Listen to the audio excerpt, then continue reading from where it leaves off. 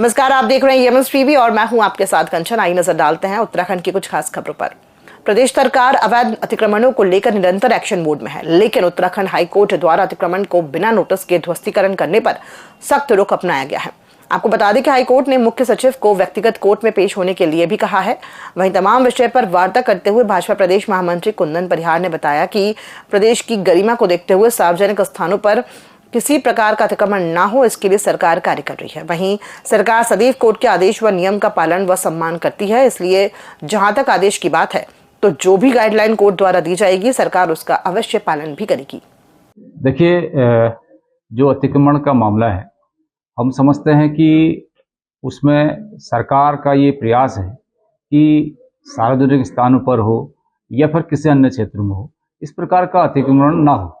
लेकिन जो कोर्ट के इसमें ऑर्डर है उसका निश्चित रूप से सरकार पालन करेगी और हम पहले भी कोर्ट का सम्मान करते हैं, कोर्ट के नियमों का सम्मान करते हैं। जो भी कोर्ट की गाइडलाइंस होगी उसके अनुरूप जो है सरकार उसका पालन करेगी। उत्तराखंड में विधानसभा चुनाव अभी दूर है, लेकिन विधायकों में अस्तित्व की लड़ाई को लेकर अभी से रस्साकशी शुरू हो गई है। विधायकों की लड़ाई सत्ता पक्ष और विपक्ष के बीच में नहीं, बल्कि सत्ता पक्ष यानी भारतीय जनता पार्टी के ही दो विधायकों के बीच में देखने को मिल रही है।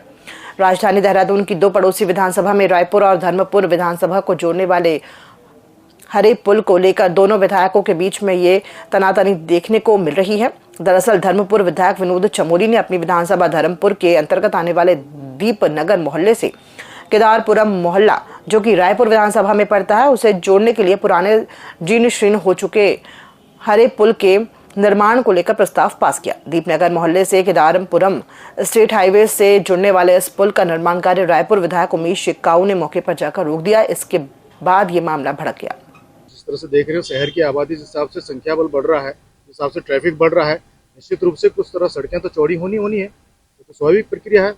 और गलत चीज़ को बढ़ावा देना हमारी समझ से परे है, क्योंकि भाई आज लोगों को सुविधा तभी तो पहुंचेगी जब सड़कें चौड़ी होंगी, तभी तो सुविधा पहुंचेंगी। गाड़ी हर किसी घर में, किसी के पास रखने की जगह नहीं है, सब सड़कें पे लगी हुई हैं, लोगों को निकलने का रास्ता नहीं होता।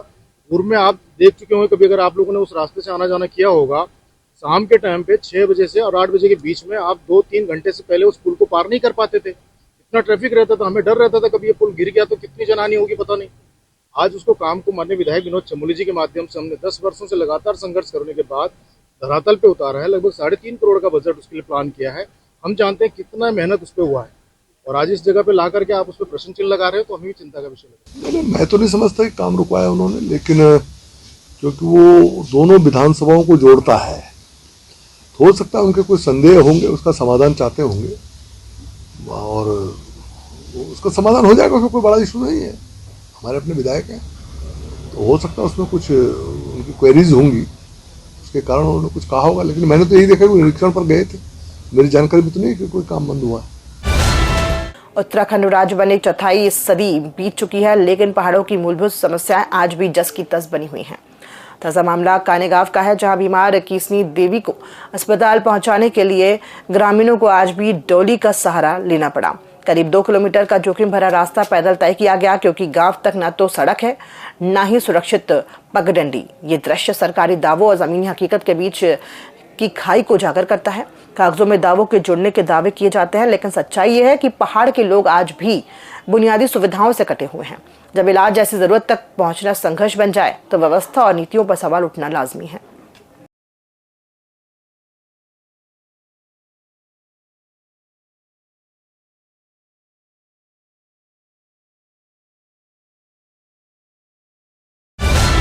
रामनगर पहुंचे एसएसपी नैनीताल मंजुनाथ टीसी ने प्रेस कॉन्फ्रेंस कर 2 बड़ी चोरी की घटनाओं का खुलासा किया। उन्होंने बताया कि रामनगर पुलिस की सटीक रणनीति और लगातार प्रयासों से शादी समारोह में हाई प्रोफाइल चोरी और एक अन्य आवासीय चोरी के मामलों में बड़ी बरामदगी की गई है। एसएसपी ने बताया कि 4 नवंबर 2025 को टीआरआर रिजॉर्ट रामनगर में एक विवाह समारोह आयोजित था, जिसमें करीब 300 आमंत्रित मेहमान शामिल हुए थे। इसी दौरान बिन बुलाए मेहमान बनकर पहुंचे शातिर चोरों ने एक बैग पर हाथ साफ कर दिया, जिसमें करीब 12 लाख रुपए नकद, सोने के कीमती आभूषण और मोबाइल फोन रखा हुआ था। इस संबंध में पीड़ित विकास अग्रवाल निवासी संभल उत्तर प्रदेश की तहरीर पर 13 नवंबर को कोतवाली रामनगर में एफआईआर संख्या 400/25 धारा 303 2 बीएनएस के तहत मुकदमा दर्ज किया गया। माननीय मुख्यमंत्री महोदय का निर्देश रहता है कि इस प्रदेश को अपराध मुक्त उत्तराखंड बनाना है। इसी दिशा में माननीय डीजीपी महोदय और माननीय आईजी महोदय का निर्देश रहता है कि अपराधों पर प्रभावी कार्रवाई करना है। हाल ही में रामनगर में दो जो है सनसनीखेज चोरी और नकबजनी का घटनाएं सामने आई थी। तो इसमें हमारा रामनगर पुलिस टीम द्वारा, जिसमें एसपी हल्द्वानी मनोज और आपका सीओ सुमित पांडे और आपका एसएचओ सुशील, मालदन चौकी इंचार्ज और दीपक बिष्ट, उन सभी लोगों का टीम द्वारा व्यवस्थित रूप से काम करते हुए विभिन्न टीमों का गठन कर लिया गया है, जिसमें हाल ही में हुए दो विभिन्न सनसनीखेज घटनाओं का, चोरियों का खुलासा करते हुए दोनों मामलों में कुल मिलाकर 42 लाख से भी ज्यादा बेशकीमती सामान और कैश की बरामदगी हुआ है। हरिद्वार ऋषिकेश मार्ग पर पीएनबी आईडीपीएल सिटी गेट के पास मंगलवार की देर रात एक दर्दनाक सड़क हादसा हुआ है। हादसे में तेज रफ्तार कार सड़क किनारे खड़े ट्रक से टकराई है। घटना में कार के पड़खच्चे उड़ गए और कार सवार 4 युवकों की मौके पर ही दर्दनाक मौत हो गई। सूचना मिलते ही ऋषिकेश, कोतवाली, आईडीपीएल और श्यामपुर चौकी से पुलिस मौके पर पहुंची। किसी तरह कार में फंसे मृतकों के शव पुलिस ने बाहर निकाले और एम्बुलेंस से उन्हें अस्पताल की मर्चुरी में भिजवाया। ये नजारा जिसने भी देखा है उसके होश उड़ गए। मृतकों की पहचान 31 वर्षीय धीरज जायसवाल निवासी चंद्रेश्वर नगर, 22 वर्षीय हरिओम पांडे निवासी हनुमान मंदिर गुमानीवाला, 23 वर्षीय करण प्रसाद निवासी विस्थापित कॉलोनी श्यामपुर और 20 वर्षीय सत्यम कुमार निवासी गुर्जर बस्ती गुमानीवाला के रूप में हुई है। कोतवाल के भट्ट ने बताया कि प्रथम जांच में पता चला है कि सड़क पार कर रहे सांड को बचाने के चक्कर में चालक ने वहां से नियंत्रण खो दिया और वो सड़क किनारे खड़े ट्रक में पिछले हिस्से से जा टकराई।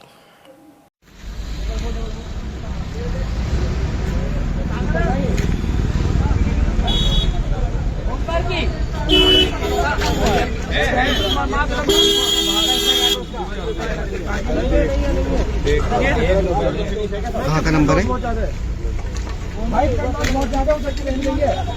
गाड़ी कहाँ की थी? नेशनल हेराल्ड मामले में कांग्रेस को बड़ी राहत मिली है। विशेष अदालत ने प्रवर्तन निदेशालय द्वारा दाखिल मनी लॉन्ड्रिंग की चार्जशीट पर फिलहाल संज्ञान लेने से इनकार कर दिया। इस फैसले से कांग्रेसियों में खुशी की लहर है। कांग्रेसी इसे संविधान और सत्य की जीत मान रहे हैं।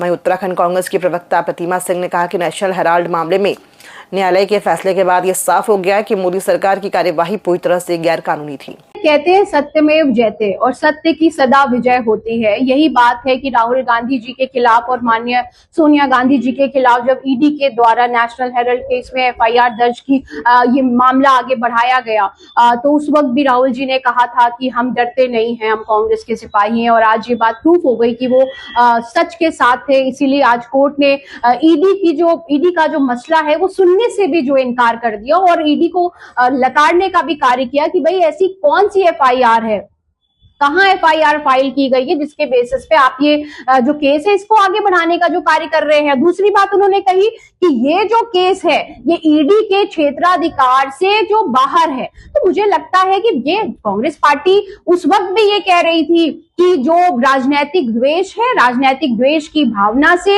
एक बदले की भावना से और जो है एक कहते हैं ना बदला लेने की भावना से इस तरीके की जो साजिश है ये की जा रही है माननीय राहुल गांधी जी के खिलाफ, माननीय सोनिया गांधी जी के खिलाफ, और जिसका खुलासा आज हो गया। तो मुझे लगता है आज तो कोर्ट ने भी ये प्रूव कर दिया कि ये जो ईडी है, ये जो चुनाव आयोग है या अन्य संवैधानिक संस्थाएं हैं, इनका किस तरीके से दुरुपयोग भारतीय जनता पार्टी कर रही है।